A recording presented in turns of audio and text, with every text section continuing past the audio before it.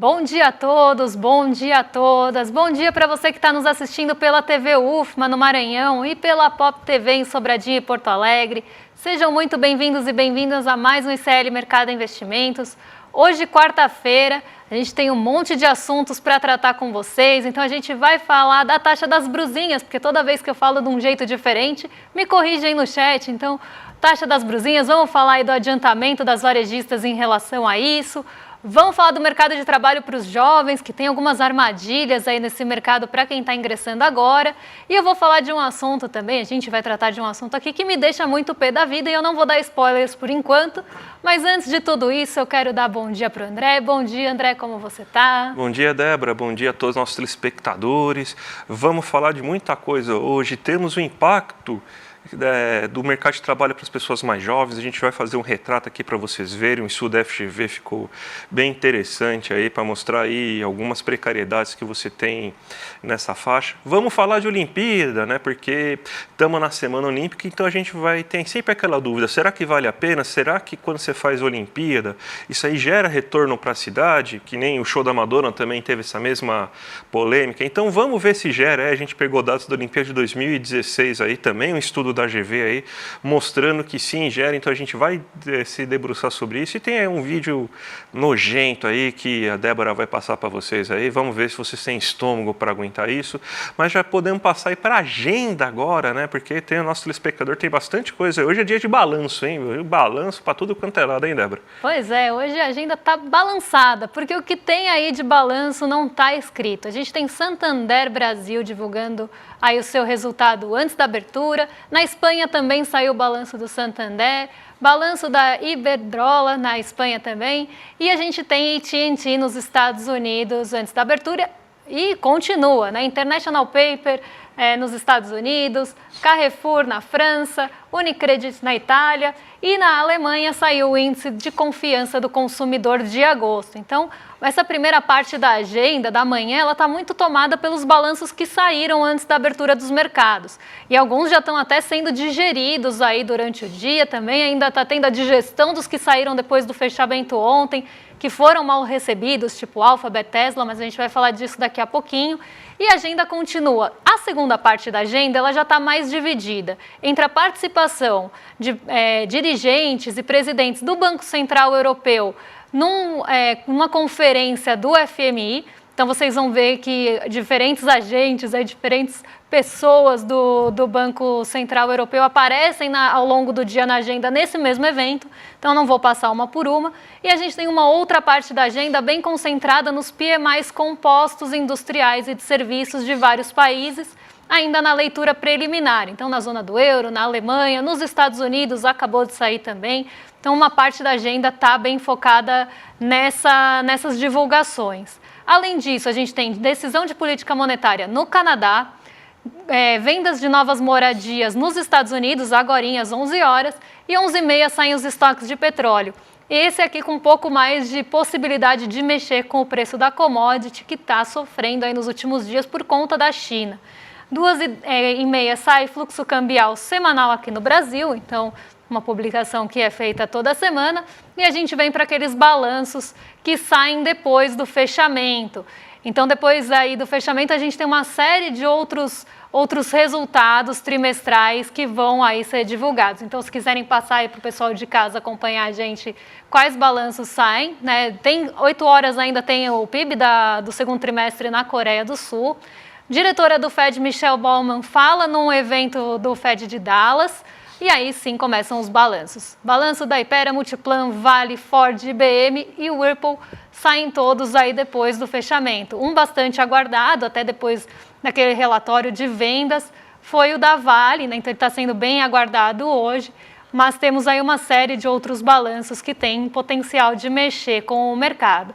Mas agora a gente vai para o nosso Brasilzão e a gente vai falar de mercado de trabalho, porque parece que o mercado está aí com algumas armadilhas para as pessoas mais jovens. Não vai falar da Bolsa antes? Ah, é verdade. Calma, Débora. Olha, calma. eu já querendo passar por cima da Bolsa. Vamos lá falar da Bolsa, né? Que ontem você teve um dia bastante negativo. Aí parece que nosso amigo Elão, né?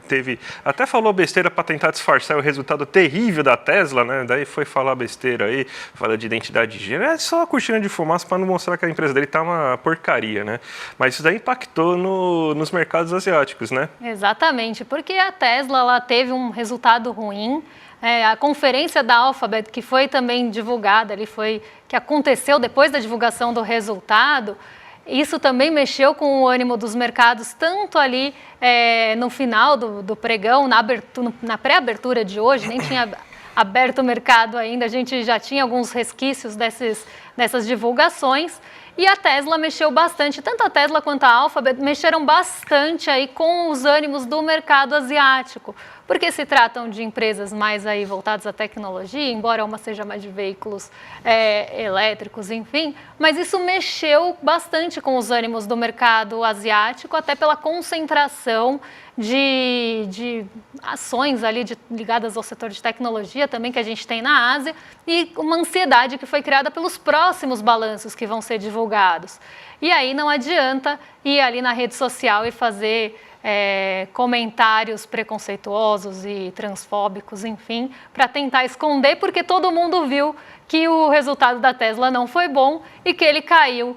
Mas as ações da Tesla caíram mais de 8% no pré-mercado. Antes da abertura, elas já estavam nessa toada. E justamente isso impactou a Ásia.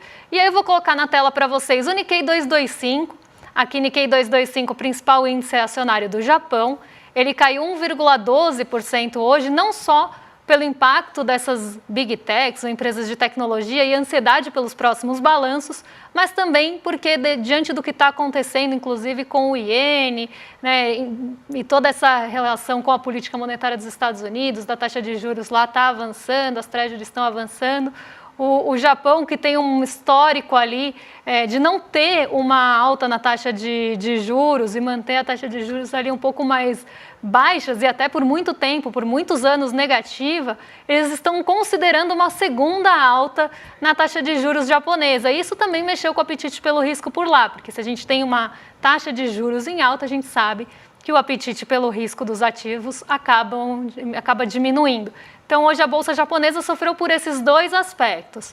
Tanto ali a possibilidade do Banco do Japão subir a taxa de juros em meio a toda essa confusão e incerteza da política monetária, sobretudo dos Estados Unidos, e o setor de tecnologia.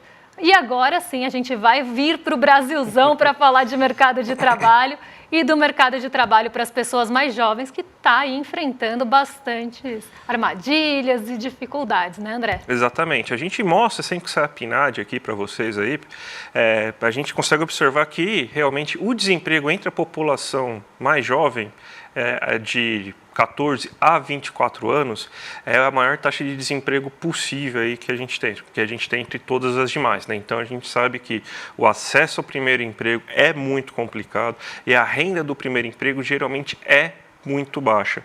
E o que acontece é que boa parte dos jovens acabam entrando o que a gente poderia chamar de uma certa armadilha na hora do primeiro emprego, porque é um emprego que é o que ela consegue nesse primeiro momento, mas dificilmente, pelas condições estruturais desse primeiro emprego, por exemplo, jornadas de 6x1, baixa remuneração, que faz com que a pessoa tenha que parar de estudar e se dedicar completamente ao emprego aí nessa faixa aí de idade que teoricamente a pessoa poderia tentar o ensino superior para melhorar de condição. E não adianta falar assim, porque ensino superior hoje não está pagando nada. Não, em média salarial, a diferença para uma pessoa que não tem ensino superior para uma pessoa que tem ensino superior é de R$3.000 a mais. Então, uma diferença muito brutal que a gente tem. A gente vai mostrar aqui para vocês, inclusive, qual que é o encargo principal dessas pessoas aí, dessas pessoas jovens aí. Você vê aí que 1 milhão dessas pessoas aí, dos jovens, trabalham como balconista ou vendedores de lojas, e daí é quase 8% aí da força de trabalho jovem. Escrituários gerais, 7,1%, então quase 15%, na verdade 15% exatamente aí, né, que você tem nesses dois nesses dois ramos aí, caixas, trabalhadores de elementares de construções e edifícios, ou seja, que faz serviço de zeladoria, de limpeza de edifícios e tudo mais, recepcionistas, que trabalham com tratamento de beleza, abastecimento de estoque, repositor de prateleira, agricultura e motociclistas. Então, a maior parte desses empregos, aí, se a gente pode tirar talvez o especialista em tratamento de beleza, são empregos que a pessoa tem jornada de 6x1, jornada de 44 horas de trabalho, ou seja, só folga um dia por semana, salários muito baixos e acaba limando que essas pessoas possam procurar meios de melhorar e elas acabam ficando nesses empregos, caem nessa armadilha da renda média e acabam ficando aí nesses empregos, melhorando, talvez aí, melhorando de cargo, só que dentro da mesma lógica, do mesmo ramo de trabalho, e não consegue aí sair desse tipo de emprego. Então a gente vai ver, inclusive, agora qual que é a renda média que um brasileiro até 25 anos possui aí, segundo esse estudo da GV aí, que está no próximo gráfico, né? A renda média do Brasil é de 2.090. Só que, por exemplo, aqui, uma pessoa do Sul, acho que é isso mesmo, então. A pessoa que está no Sudeste ganha 1.726 aí no máximo. Quando é uma pessoa jovem. No Nordeste, 1.230. O Norte, 1.467 aí. Então, você vê aí que a renda média, ela é muito... 1.203, perdão, gente. 1.203 aí no Nordeste, 1.467 aí na região Norte. Então, você vê que é uma renda muito baixa, inclusive menor que o salário mínimo em alguns dos casos, aí, por exemplo, como no Nordeste, né? Então, você possibilita uma pessoa de pagar uma faculdade, por exemplo, para ela estudar. Então, a juventude aqui no Brasil, além de ter dificuldade de acessar o primeiro emprego, quando consegue, acaba pegando esse tipo de emprego e acaba meio que podando a possibilidade dela conseguir melhorar de vida aí no futuro, né, Débora? Exatamente. E aí a gente pega um gancho, né? Já que a gente está falando de mercado de trabalho, ontem a gente falou de precarização de mercado de trabalho, depois que a Paniquete chamou uma pessoa de CLT como se fosse uma ofensa. Hoje eu vou passar um vídeo para vocês que me causa muita indignação. E não é porque eu não gosto de vocês, tá, gente? Aqui vamos nos indignar juntos. É mais ou menos por aí. Eu vou ficar bem nervosa, já fiquei bem nervosa de manhã, quem estava comigo lá na redação sabe. E eu vou passar para vocês, e aí eu vou fazer alguns comentários em relação a esse vídeo, porque fala justamente ali sobre oportunidade no mercado de trabalho. Vamos colocar aqui 1000 aspas para falar isso, e vocês vão entender por quê. Então vamos rodar o vídeo e depois a gente comenta junto. Aí, pai, qual que você escolhe? R$20 ou uma oportunidade de trabalho? 20? Mais fácil. E aí, papai, qual que você escolhe? R$20 ou uma oportunidade de trabalho? R$20. R$20, pode pegar, pega aqui. Deu compro, arrastou pro juiz. Pô, tá certo. Qual que você escolhe? Ei, meu filho! R$20 ou uma oportunidade de trabalho? Eu quero R$20. Pega, é seu? Deus abençoe, meu filho! Aí, pai, qual que você escolhe? R$10 ou a caixinha de goma pra você DVD? Eu prefiro R$10. R$10 mesmo? Pode pegar, pai. Só tudo, valeu? E aí, Calabresa, qual que você escolhe? R$20. Qual que você escolhe? R$20 ou uma oportunidade de trabalho? Eu preciso de oportunidade de trabalho. Pode segurar aqui a oportunidade de trabalho e pode ficar também com os mais 20. Você foi na humildade, não foi na ganância. Faz o seguinte pra você, vai ficar bom? Vai te abençoar no dia de hoje, pode mais 100. Muito obrigado. Mas não acabou ainda não, pai. Que ainda tem mais 50 aí. Você. Obrigado, meu. Bom, gente, vamos lá, porque esse vídeo ele tem até que respirar fundo mesmo para comentar isso. Me causa até mal-estar mesmo. E a gente vai comentar vários pontos, porque tem vários pontos problemáticos aqui. O primeiro deles é que está expondo pessoas em situação de vulnerabilidade, pessoas em situação de rua, e por isso a gente fez questão de borrar a cara dessas pessoas, até porque elas já estão muito expostas na rede social. E aí vem uma pessoa tentando ganhar likes, caçar likes, não sei se é influencer, não conheço, ainda bem. Ela vai ali para um centro de cidade, provavelmente, e oferece R$20 ou uma oportunidade de trabalho que é uma caixa de bala de gomas. E aí, ela tá primeiro, né? Vamos destrinchar aqui pelo menos em umas 3 partes esse vídeo. Primeiro que são pessoas em situação de vulnerabilidade, são pessoas que estão ali, muitas vezes nem não são inseridas no mercado de trabalho. Primeiro ponto, elas estão passando fome, elas estão passando sede, elas não têm acesso a itens de higiene básica, por exemplo, não têm moradia, elas estão na rua, elas estão suscetíveis à violência. E aí chega uma pessoa com R$20, né, e oferece R$20 ou uma oportunidade de trabalho, aqui entre 1000 aspas. E a pessoa escolhe os R$20, que provavelmente esses R$20 podem fazer muita diferença, pode garantir algumas refeições para ela, por exemplo, no final do dia.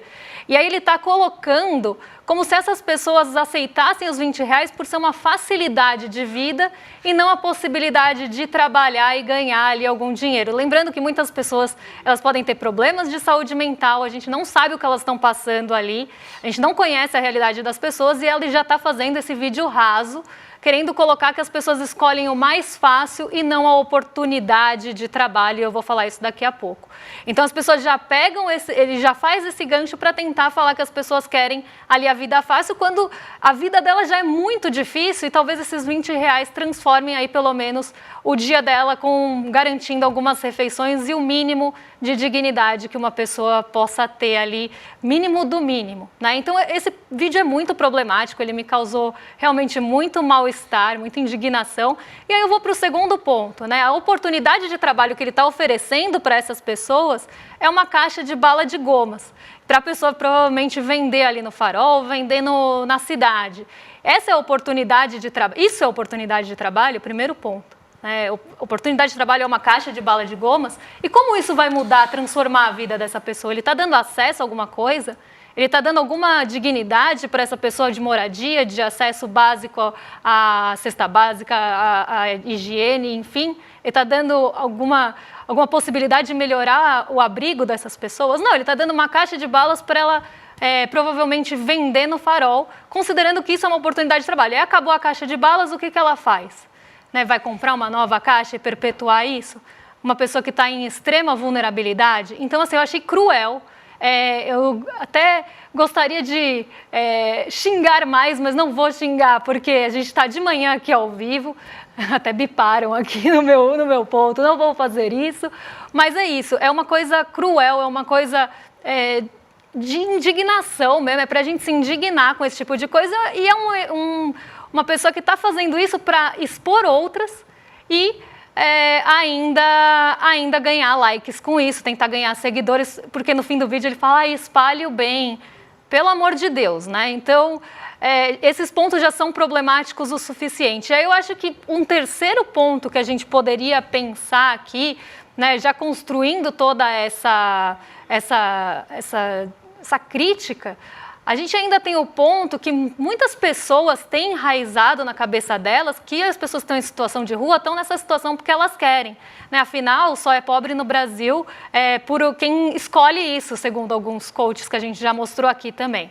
Né? Então, a pessoa está nessa situação porque ela quer, porque ela não se esforça, porque ela está ali, não quer trabalhar, ela escolhe o caminho mais fácil. E a gente sabe que isso acaba até tendo uma capilaridade ali, permeando outros pontos, né? Não só esses das pessoas em situação de vulnerabilidade, mas quando a gente pensa em outros casos de pobreza no Brasil, a gente também vê esse tipo de discurso. Por exemplo, quem recebe Bolsa Família recebe porque não quer trabalhar. Então, a gente sabe que já tem esse pensamento construído no Brasil e ele é bem perpetuado, ele é bem difundido. E aí vem um ser desses, vai para um centro de cidade e fala que essas pessoas não querem trabalhar porque elas querem um caminho mais fácil, elas não trabalham porque elas não querem, sem contar todo o histórico ali que ela tem de background, que ela pode ter ali de todos os tipos de vulnerabilidade. Isso também é um descolamento de realidade e isso é uma coisa muito cruel. Cruel, assim, ao extremo, né? Então, eu fiz questão realmente de não expor essas pessoas porque elas já estão expostas o suficiente nas redes, mas é algo muito triste e que me deixa aí realmente nervosa. Eu fico nervosa quando eu falo desse tipo de assunto, vocês sabem. Eu estou aqui me controlando para não tentar parecer tão nervosa quanto eu estou. Mas eu espero que vocês se indignem comigo e vamos tentar não perpetuar esse tipo de vídeo, porque passei aqui justamente para a gente criticar, mas vamos tentar desconstruir esse pensamento que as pessoas ficam nesse tipo de situação porque elas querem, né, e não por todas as outras questões e todas as faltas de oportunidade que ela pode ter tido na vida e toda a construção que levou ela para essa situação. Mas vamos mudar um pouquinho de assunto agora, vamos falar de Olimpíadas, vamos começar a entrar no clima olímpico, mas não para falar aí dos lookinhos, como fez o Rolê ICL, esse assunto é para o Rolê, a gente vai falar de impacto econômico de Olimpíadas num país ou de grandes eventos que podem acontecer num país e o que isso traz ali de movimentação e circulação de dinheiro, né, André? Você quer gerar oportunidade, né? Sabe o que é gerar oportunidade? Gastar, governo, gaste, porque olha aí o que uma Olimpíada pode fazer. A gente vai começar agora aí as Olimpíadas de Paris, está todo mundo já esperando, torcendo aí, vai começar aquele grande movimento brasileiro aí de pessoas torcendo para crianças caírem aí, para nossas medalhistas no skate conseguirem alguma coisa. Vai ser aquela beleza de sempre, mas o que importa aqui para a gente economicamente é que você tem, então, um impacto muito positivo quando você faz um evento desse tamanho. A gente teve a crítica, por exemplo, agora há pouco da questão da Madonna, que não podia fazer gasto público, não podia colocar dinheiro público, que aquilo lá não ia gerar nada. Teve até influencer famoso aí que fez umas contas bem erradas aí, desconsiderando completamente aí questões de multiplicadores e tudo mais. E a FGV fez um levantamento bem interessante aí para mostrar qual foi o impacto da Olimpíada do Rio de Janeiro em 2016. A gente montou esse gráfico aqui, ó. Você vê aí, ó, empregos gerados na cidade do Rio de Janeiro, 465 mil empregos gerados no Rio de Janeiro, e você pega aqui no estado do Rio de Janeiro, foi gerado 633 empregos por causa da Olimpíada. Olha a quantidade de emprego. Tem mês aí que você não consegue gerar esse nível de emprego no Brasil, para você ter uma ideia de quanto foi gerado de emprego. Você teve um aumento da renda das famílias na cidade do Rio de Janeiro de 63 bilhões, isso mesmo, bilhão com B de bilhão, a renda das famílias, aí, a soma de toda a renda das famílias, obviamente, né? Enquanto no estado do Rio de Janeiro o impacto foi um pouco menor, mas a renda das famílias subiu 49 bilhões. Gerou 5,3 bilhões em impostos para a cidade e 7,2 bilhões em impostos para o estado do Rio de Janeiro. Você teve um impacto na produção de bens na cidade do Rio de Janeiro de 99 bilhões e de 134 bilhões aí para o estado. Isso aí deu para o PIB do Rio de Janeiro 51 bilhões só para a cidade, 51 bilhões de PIB. Isso aí é o triplo que a gente vai cortar basicamente. A gente vai cortar isso, a gente vai um terço disso a gente vai cortar agora nos contingenciamentos, para você ver quanto que é o impacto positivo que uma Olimpíada gera. E para o estado gerou quase 70 bilhões aí de impacto. Então, gente, quer gerar oportunidade? Gasta. Governos, gastem. Isso aí, claro, não dá para você fazer a Olimpíada todo ano, você faz uma vez na vida, outra na morte, mas eventos públicos assim, show da Madonna,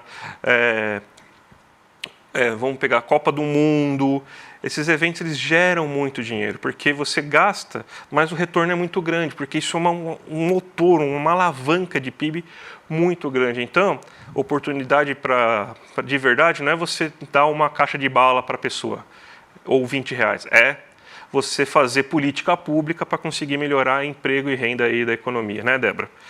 Exatamente. E aí a gente pensa um pouco, né, se a gente pensar um pouquinho no gasto, né, do governo, André, o Estado gastar é uma forma, num país tão desigual quanto o Brasil, é uma forma de tentar também diminuir essas desigualdades. Mas para o mercado financeiro, poxa, isso é gasto, tem que cortar, né, não tem que se preocupar com isso. Quanto mais precário, melhor. Quanto menor o Estado, melhor. Vamos para a abertura de mercado então, Débora? Você tem 4 minutinhos aí para falar das brusinhas e do que está acontecendo no mercado hoje, Débora. Vamos fazer um combo então. Vamos fazer um combo de brusinha com um giro de mercado, porque eu quero avisar vocês, é mais um alerta aqui para vocês não se assustarem caso vejam isso aí acontecer, né? Comprei alguma coisa antes do dia 1º, quis correr na frente ali, não quero pagar o imposto, fui lá na Shopee, na AliExpress, né, que são as que já vão ter a intenção de cobrar antes, e eu vi que estão cobrando a taxação, porque algumas varejistas já estão antecipando a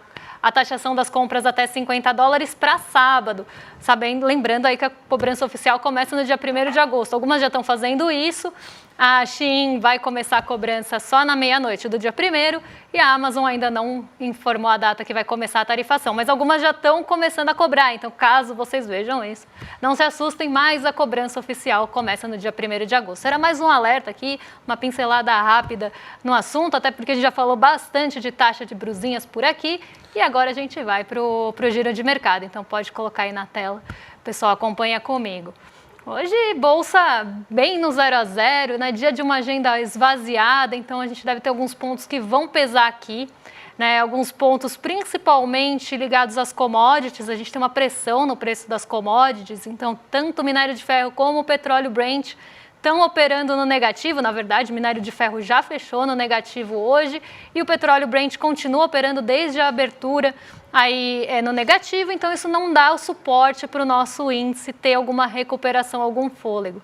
Nosso índice ontem ele caiu mais de 1% e eu até desafio vocês aí em casa a tentar adivinhar o motivo, eu vou contar daqui a pouquinho. Mas ele caiu mais de 1% e acompanhou bem distante a queda em Nova York, que foi menor.